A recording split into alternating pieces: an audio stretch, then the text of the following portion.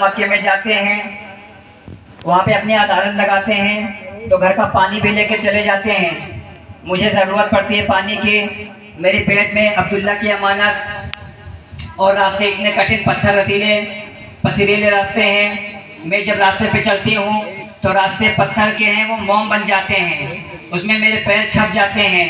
حضرت آمنہ فرماتی ہیں کہ ساری مکے کی عورتیں ڈول لے کے جاتی ہے رسی کنویں سے پانی کھینچنے کے لیے، میں کبھی ڈول لے کے نہیں گئی۔ حضرت عبدالمطلب فرماتے ہیں تو پانی کیسے آتا ہے؟ حضرت آمنہ فرماتی ہیں کہ میں کنویں میں جھانکتی ہوں، کنویں میں دیکھتی ہوں تو پانی آبروب اوپر چلا آتا ہے، پانی آبروب اوپر چلا آتا ہے، میں پانی کو بھر لیتی ہوں۔ اور مکے کی عورتیں کہتی ہیں آمنہ ابھی تم رک جاؤ، جب تک تم رہو گے تب تک یہ پانی اوپر رہے گا، جہاں تم چلے جاؤ گے پانی پھر اندر چلا جائے گا۔ حضرت آمنہ فرماتی ہیں کہ میں کھڑی رہتی ہوں اور ساری مکے کی عورتیں پانی بھر لیتی ہیں، اس کے بعد میں آتی ہوں۔ حضرت آمنہ فرماتی ہیں کہ بابا جان مجھے ہر ایک روز ایک نئے آدمی کی زیارت ہوتی ہے، وہ آتا ہے مجھے بشارت دیتا ہے اور کہتا ہے کہ آمنہ مبارک ہو، تیری گود میں کوئی عام بشر نہیں آ رہا ہے، تیری گود میں زمین و زماں آ رہا ہے، تیری گود میں مکین و مکہ آ رہا ہے، تیری گود میں وہ آ رہا ہے جسے رب نے سب سے پہلے عطا کیا تھا اور سب سے آخری میں بھیج رہا ہے۔ حضرت آمنہ فرماتی ہیں کہ میری حاملہ کا وقت تھا اور میں نے کیا دیکھا کہ یکایک ایک نورانی شکل والے بزرگ تشریف لائے۔ حضرت آمنہ فرماتی ہے کہ میں نے پوچھا آپ کون؟ کہا میں تیرا بابا ہوں۔ فرمایا میرا بابا ایسا نہ تھا، کہا میں تیرا بابا کا بابا ہوں، نسل انسانی کا بابا آدم ہوں۔ اے آمنہ مبارک ہو، تیری گود میں کوئی عام بشر نہیں آ رہا ہے، تیری گود میں تو زمین و زماں آ رہا ہے، مکین و مکہ آ رہا ہے، چنین و چنا آ رہا ہے، تیری گود میں تو جہاں سارا جہاں آ رہا ہے۔ اے آمنہ مبارک ہو۔ حضرت آمنہ فرماتی ہے کہ جب حاملہ کا وقت تھا تو مجھے ساتھی کی ضرورت تھی، کوئی ساتھی نہیں ملی، کوئی ساتھی نہیں ملی۔ میرے پیارے دوستو، حضرت آمنہ فرماتی ہے کہ میں نے یکایک کیا دیکھا، میرے گھر کی چھت پھٹ گئی، میرے گھر کی چھت پھٹی اور 3 عورتیں نمودار ہوئیں۔ حضرت آمنہ فرماتی ہے کہ ان کا قد اتنا لمبا تھا جیسے کھجور کا پیڑ ہو۔ حضرت آمنہ اتنا فرما رہی ہیں کہ 3 عورتیں نمودار ہوئیں، نورانی شکل ہے، پردہ نشین زلفیں حسین ہیں۔ میرے پیارے دوستو، حضرت آمنہ فرماتی ہیں آپ کون ہو؟ فرمایا اس میں سے ایک نے فرمایا میں اس میں سے ایک فرمایا میں حضرت آدم علیہ السلام کی بیوی حضرت حوا ہوں۔ دوسری نے فرمایا میں حضرت عیسیٰ علیہ السلام کی ماں حضرت مریم ہوں۔ تیسری نے فرمایا میں حضرت اسماعیل علیہ السلام کی ماں حضرت ہاجرہ ہوں۔ اتنے میں کیا دیکھا کہ ایک خوب زیادہ حسین و جمیل بہت زیادہ حسین و جمیل عورت اور آئی ہے، ہاتھ میں مشکزہ پکڑے ہوئی ہے، اس میں سفید دودھ ہے۔ میرے پیارے دوستوں، وہ دودھ سفید دودھ سے بھی زیادہ ہے، وہ شہد سے بھی زیادہ میٹھا ہے، اور شہد سے بھی زیادہ میٹھا ہے، وہ پانی سے بھی زیادہ پتلا ہے۔ میرے پیارے دوستوں، حضرت آمنہ فرماتی کہ آپ کون ہو؟ فرمایا میں جنت کی حوروں کی سردار ہوں۔ نعرہ تکبیر، نعرہ رسالت، مسلک اعلی حضرت۔ جنت کی حوریں آ گئے۔ ادھر رب تبارک و تعالیٰ فرماتا ہے اپنے فرشتوں سے کہ اے میکائیل، اے جبرائیل، اے اسرافیل، اے اسماعیل، اے اسرافیل، اے اسرائیل، سارے کے سارے آج آمنہ کے گھر میں چلے جاؤ، اس کے آنگن میں چلے جاؤ، ساتھ میں 70,000 فرشتے لے کے چلے جانا۔ جنت کی حوروں کا اعلان کر دیا کہ آج جنت کو سجا دو، آج جنت کو سجا دو، آج میرا محبوب دنیا میں تشریف لانے والا ہے، اے حوروں آج جنت کو سجا دو۔ ادھر فرشتے زمین پر آ گئے ہیں، حضرت آمنہ کا گھر بھرا ہوا ہے، حضرت آمنہ گھر سے سجی ہوئی، حضرت آمنہ کا گھر فرشتوں سے بھرا ہے، انبیاءوں سے بھرا ہے۔ آج ولادت کس کی ہونے والی ہے؟ آج وہ نبیوں کا امام آ رہا ہے، آج وہ نبیوں کا سردار آ رہا ہے۔ آج ولادت کس کی ہے؟ صبح کا وقت ہے، صبح کا وقت ہے، نہ رات ہی ہے نہ صبح ہی ہے۔ حضور نبی کریم صلی اللہ علیہ وسلم دنیا میں تشریف لے آئے، اتنے میں حضرت آمنہ فرماتی ہیں کہ میں اپنے بچے کو دیکھنا چاہتی تھی، اپنے بچے کی آنکھوں پہ آنکھیں ڈالی تو کیا دیکھا؟ میرے بیٹے کے آنکھوں میں سرما لگا ہوا ہے، سر میں تیل لگا ہوا ہے، اس کے پاس سے خوشبو آ رہی ہے، اور کمرہ اتنا روشن ہے کہ سارے محلے کی روشنی جلائی جائے تو وہ بھی کم پڑے،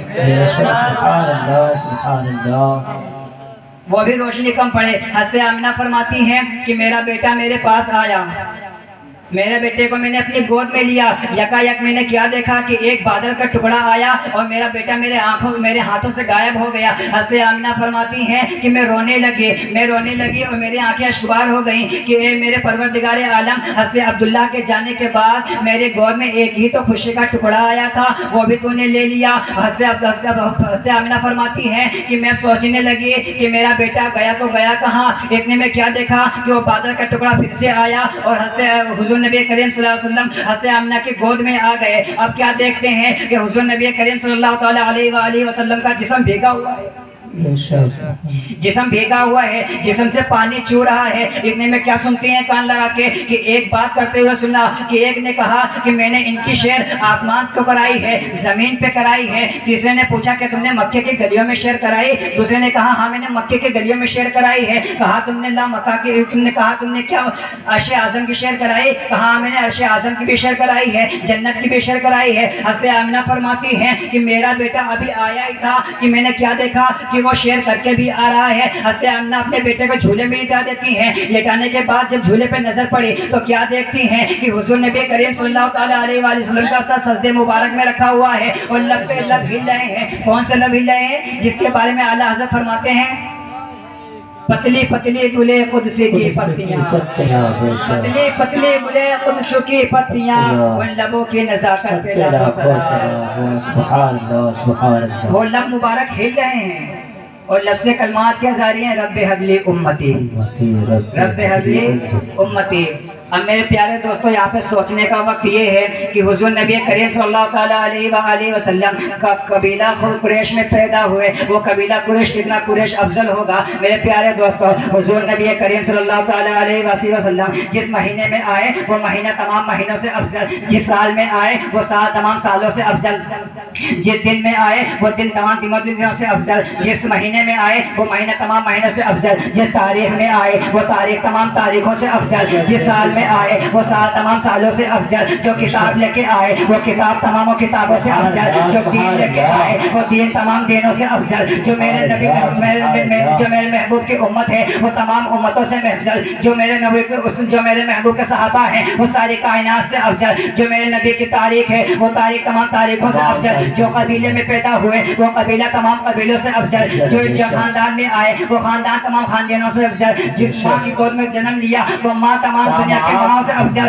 जिस बाप के साथ में जिस बाप ने उस बाप को जन्म दिया उस बाप तमाम बापों से अफजल। मेरे प्यारे दोस्तों, उसका नबी करीम सल्लल्लाहु अलैहि वसल्लम का देखना खुदा का देखना, हुज़ूर नबी करीम सल्लल्लाहु अलैहि वसल्लम का चलना खुदा का चलना, हुज़ूर नबी करीम सल्लल्लाहु अलैहि वसल्लम का बोलना खुदा का बोलना, हुज़ूर नबी करीम सल्लल्लाहु अलैहि वसल्लम का पकड़ना खुदा का पकड़ना, हुज़ूर की आँख खुदा की हाथ, हुज़ूर के हाथ खुदा के हाथ, हुज़ूर का बोलना खुदा का बोलना, हुज़ूर के लब खुदा के लब, हुज़ूर का चलना खुदा का चलना, हुज़ूर का बोलना खुदा का बोलना, हुज़ूर के बाबा अब्दुल्ला, हुज़ूर का चेहरा माशा अल्लाह, हुज़ूर के कलमा अल्हम्दुलिल्लाह, हुज़ूर की ज़ियारत करना सुभान अल्लाह। अरे उनका कलमा ला इलाहा इल्लल्लाह, उनका नाम मोहम्मद रसूलुल्लाह सल्लल्लाहु अलैहि वसल्लम के बाबा अब्दुल्ला, उनकी ज़ियारत चेहरे की करना माशा अल्लाह अल्हम्दुलिल्लाह, उनका चलना माशा अल्लाह, उनके कलमात सुभान अल्लाह, उनका कलमा ला इलाहा इल्लल्लाह और नाम मोहम्मद रसूलुल्लाह। मेरा नबी जिस साल में आया वो साल तमाम सालों से अफजल, जिस दिन में आया वो दिन तमाम दिनों से अफजल।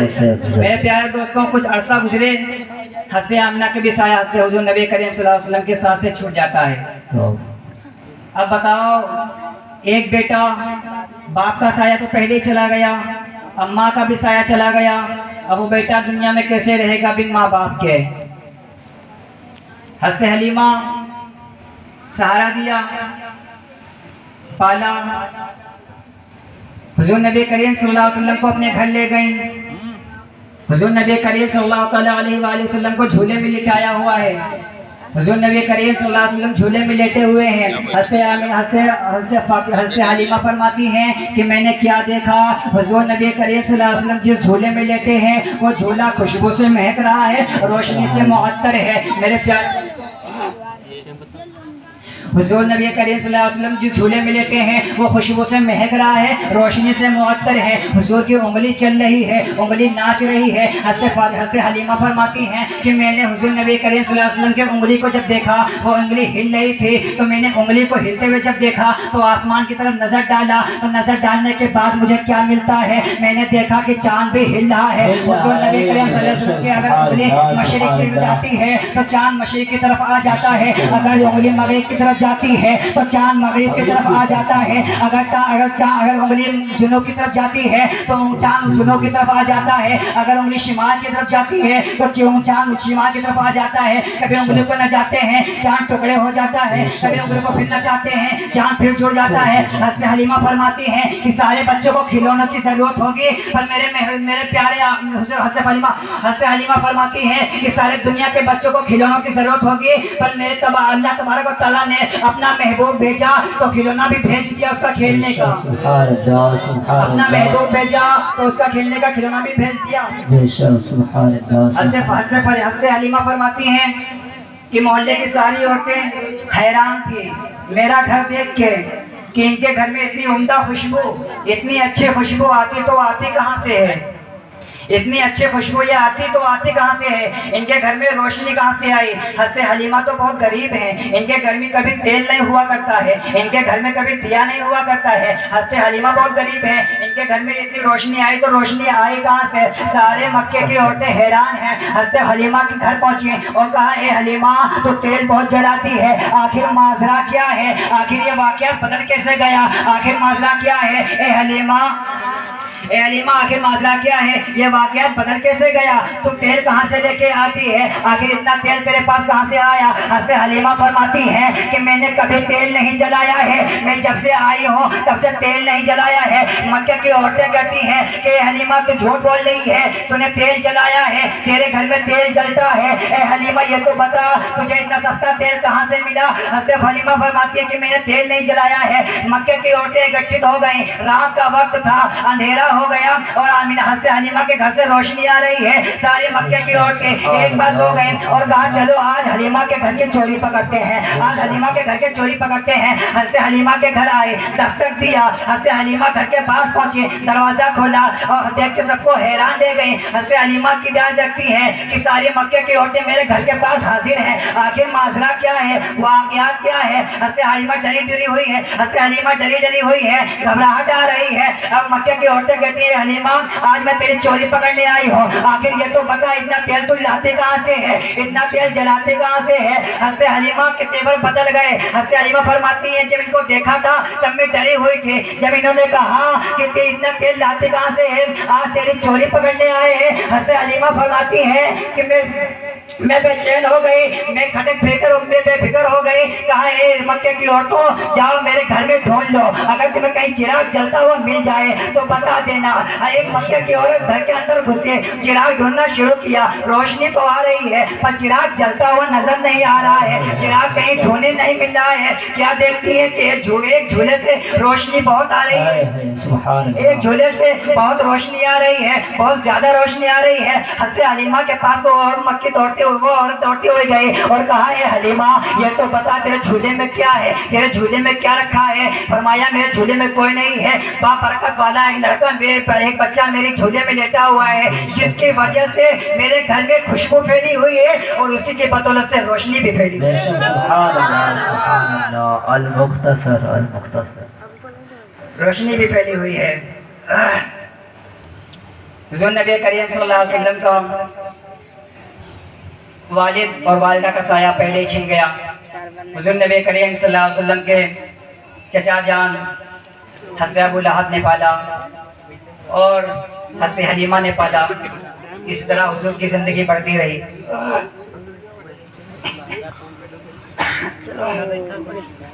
حضور کی زندگی بڑھتی رہی۔ اگر حضور نبی کریم صلی اللہ علیہ وآلہ وسلم دنیا میں نہ آتے تو ہمیں خدا کا پتہ نہ ملتا۔